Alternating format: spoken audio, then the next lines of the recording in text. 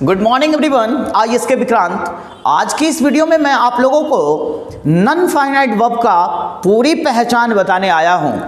अगर सेंटेंस में non finite verb का यूज करेंगे तो नॉन फाइनाइट का क्या मतलब होता है, सेंटेंस में हिंदी क्या निकलेगा नॉन फाइनाइट को कैसे पहचानेंगे, इन सभी बातों पर मैं डिस्कस करने के लिए इस वीडियो को बनाया हूं। देखिए, आपको सबसे पहले बता दें कि नॉन फाइनाइट वर्ब कितना है। तो नॉन फाइनाइट वर्ब 3 है, जिसका नाम रखा गया है इन्फिनिटिव, जीरंड, पार्टिसिपल। अगर पूछ दे कि नॉन फाइनाइट कौन कौन, नाम क्या, तो इन्फिनिटिव, जीरंड, पार्टिसिपल 3। अब बात आया कि इन्फिनिटिव में क्या, तो इन्फिनिटिव में 2 प्लस V1 और V1। लेकिन ये 2 प्लस V1 और V1 जो होगा इन्फिनिटिव के रूप में यूज होगा तो अपना मीनिंग वर्ब के जैसा नहीं, नाउन के जैसा देगा। ठीक उसी प्रकार से जीरंड में कौन, कैसा, स्ट्रक्चर क्या होगा, तो V1 प्लस ING यानी V4। तो टेंस में हम लोग जो V4 पढ़ते हैं वहां पर वो वर्ब के रूप में काम करता है, लेकिन इसमें जीरंड तभी कहलाएगा जब वो नाउन के रूप में काम करेगा। ठीक उसी प्रकार से पार्टिसिपल में क्या, तो पार्टिसिपल में V3 और V4 दोनों।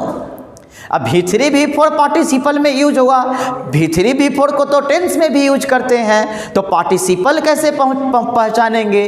पार्टिसिपल जब यूज कीजिएगा V3 को पार्टिसिपल बनाकर तो ये एडजेक्टिव का सेंस देगा, और इसका हिंदी V3 के रूप में चुका चुकी नहीं, हुआ हुई होगा।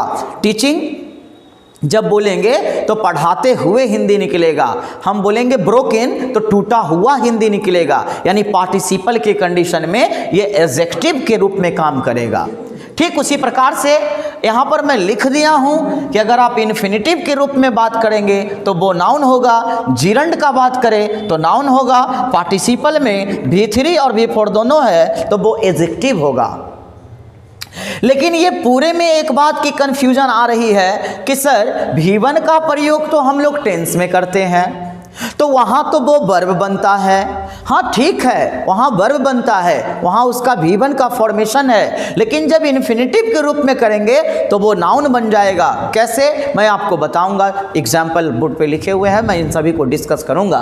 यहां पर जो V1 है इसका नाम स्टैंडर्ड बेयर इन्फिनिटिव है, यहां पर जो 2 प्लस V1 है इसका स्टैंडर्ड नाम फुल इन्फिनिटिव है। अब ये दोनों नाउन के रूप में काम करेगा, और याद रहे V1 का V5 का हिंदी टेंस में तथातिथि के रूप में होता है, लेकिन अगर हम इन्फिनिटिव के सेंस में करेंगे तो नाउन का सेंस देगा।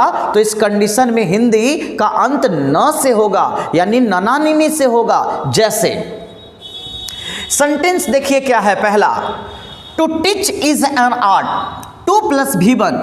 अब देखिए इसका हिंदी हम बोलेंगे पढ़ाना एक कला है, तो पढ़ाना बोल रहे हैं, ना से अंत हो रहा है। ठीक उसी प्रकार से इस टीच का प्रयोग यहां पर देखिए हुआ है, इसको सब्जेक्ट से कोई लेना देना नहीं है, सब्जेक्ट से तो लेना देना लेट्स को है। तो वहां पर जो टीच यूज हुआ है वो बेयर इन्फिनिटिव के रूप में V1 बनकर आया है। उसका हिंदी जब हम निकालेंगे तो हम वहां पे तथातिथि नहीं बोलेंगे, टीच का हिंदी में ननानिनी बोलेंगे। कैसे, ही लेट्स मी टीच इंग्लिश, वह मुझे अंग्रेजी पढ़ाने देता है।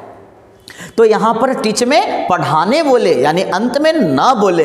तो ये ओवरऑल आप समझ चुके होंगे कि इन्फिनिटिव में 2 प्लस V1 और V1 का हिंदी क्या निकलता है, और इसका पार्ट्स ऑफ स्पीच वाले ग्रुप में क्या नाम दिया गया है। तो नाउन दिया गया है नाम, और हिंदी क्या निकल रहा है, अंत में ना। सेंटेंस के सब्जेक्ट और ऑब्जेक्ट दोनों में इसका यूज किया जा सकता है, लेकिन ध्यान रहे कि सेंटेंस के सब्जेक्ट और ऑब्जेक्ट दोनों के रूप में सिर्फ फुल इन्फिनिटिव का प्रयोग होगा। बेयर इन्फिनिटिव का प्रयोग सिर्फ और सिर्फ ऑब्जेक्ट के केस में, आप सब्जेक्ट के केस में यूज नहीं कर सकते हैं। टीच इज एन आर्ट नहीं बोल सकते हैं, सेंटेंस आपका रॉन्ग हो जाएगा। ठीक उसी प्रकार से जीरंड की बात करें तो हम जीरंड को कैसे पहचानेंगे। देखिए, बहुत सारे ऐसे वर्ब हैं जिस कंडीशन में 2 प्लस V1 के बराबर V4 यूज कर लिया जाता है सब्जेक्ट के रूप में। जैसे देखिए, टीचिंग इज एन आर्ट लिखा हुआ है, तो टीचिंग इज एन आर्ट के कंडीशन में हम टू टीच लिखा हुआ है तो टू टीच के जगह पर टीचिंग लगा देंगे तो कोई दिक्कत नहीं होगा। बात यह है कि यहाँ पर ये सब्जेक्ट है, यहाँ देखिए दूसरे सेंटेंस में ये सब्जेक्ट के रूप में आया है, ये ऑब्जेक्ट के रूप में आया है, और दोनों का हिंदी ना होगा। He wants to teach English, वह अंग्रेजी पढ़ाना ना बोले। हाँ, यानी 2 + V1 जब भी यूज करेंगे तो नना निनी से अंत करेंगे। और यहाँ पर देखिए टीचिंग ये जीरंड के रूप में यूज हो रहा है। जीरंड भी नाउन होता है, तो नाउन सेंटेंस के सब्जेक्ट और सेंटेंस के वर्ब ऑब्जेक्ट के रूप में यूज हो सकता है। तो यहाँ पर जो टीचिंग आया है ये ऑब्जेक्ट के सेंस में आया है, वर्ब के बाद में ऑब्जेक्ट लगा हुआ है। तो जीरंड जब ऑब्जेक्ट के रूप में आए या सब्जेक्ट के रूप में आए तो ये नाउन के रूप में काम करता है, और जब ये नाउन के रूप में काम करेगा तो हमेशा हिंदी इसका न ग्रुप से बोलना है, यानी इसका अंत में हमेशा नना निनी लगा हुआ रहेगा। जैसे ही लाइक्स टीचिंग इंग्लिश, वह अंग्रेजी पढ़ाना पसंद करता है। वह अंग्रेजी पढ़ाना पसंद करता है, पढ़ाना देखिए यहाँ पर बोल रहे हैं। अब ठीक उसी प्रकार से V3 एडजेक्टिव के रूप में काम करता है, और V3 तो वर्ब भी है, लेकिन जब वर्ब के रूप में काम करे तो हम उसे वर्ब के रूप में काम करे तो उसका हिंदी चुका चुकी से बोलेंगे, लेकिन जब ये एडजेक्टिव के रूप में काम कर दे तो इसका हिंदी हुआ हुई होगा। ठीक उसी प्रकार से V4 वर्ब के रूप में काम करे तो उसका हिंदी हम लोग रहा रही बोलेंगे। अगर V4 नाउन के रूप में काम करे तो इसका हिंदी में अंत में नना निनी रहेगा, लेकिन यही V4 अगर एडजेक्टिव के रूप में काम करे तो इसका हिंदी फिर हो जाएगा हुआ हुई। कैसे? बोलकर नहीं, सेंटेंस लिखकर देखिए, आपको बताया गया है कि he has broken a pen. अगर हैज के साथ में ब्रोकन एकदम सटा कर लिखा हुआ रहता तो इसका हिंदी निकल जाता वह एक कलम तोड़ा है। लेकिन देखिए यहाँ पर ये नाउन है और नाउन के बीच में एडजेक्टिव के रूप में आया है और उसके पहले आर्टिकल का प्रयोग है, यानी ये एडजेक्टिव का फॉर्मेशन है। अब इसका हिंदी बोलेंगे he has a broken pen, मतलब उसके पास एक टूटा हुआ कलम है, यानी ये V3 यहाँ पर एडजेक्टिव का काम कर रहा है, इसलिए हम इसको पार्टिसिपल कह रहे हैं। और पार्टिसिपल कहने के कंडीशन में हिंदी क्या बोलना है? हुआ और हुई। ठीक उसी प्रकार से अगला सेंटेंस देखिए लिखा हुआ रनिंग।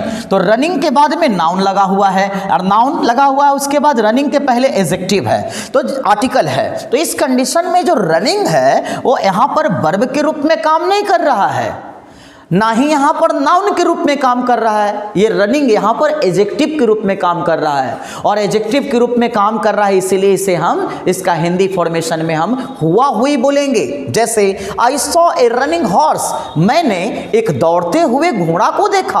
अब देखिए हुआ बोले तो आप ओवरऑल समझ चुके होंगे। ठीक उसी प्रकार से एक हैविंग प्लस V3 के रूप में भी पार्टिसिपल का यूज किया जाता है। यहाँ पर देखिए having plus V3, having taken breakfast he went to college, नाश्ता करके वह कॉलेज गया। यहाँ पर कर हिंदी होता है, यानी क्रिया प्लस कर।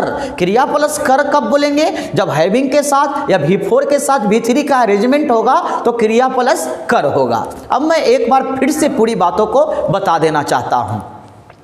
हम लोग पढ़े नॉन फाइनाइट वर्ब के बारे में। नॉन फाइनाइट वर्ब अगर पूछा जाए कि कितना है तो 3, इन्फिनिटिव, जीरंड और पार्टिसिपल। अगर इन्फिनिटिव की बात करें कि इन्फिनिटिव कितना, तो इन्फिनिटिव में 2, एक फुल इन्फिनिटिव जिसकी पहचान 2 + V1 से, एक बेयर इन्फिनिटिव जिसकी पहचान V1 से।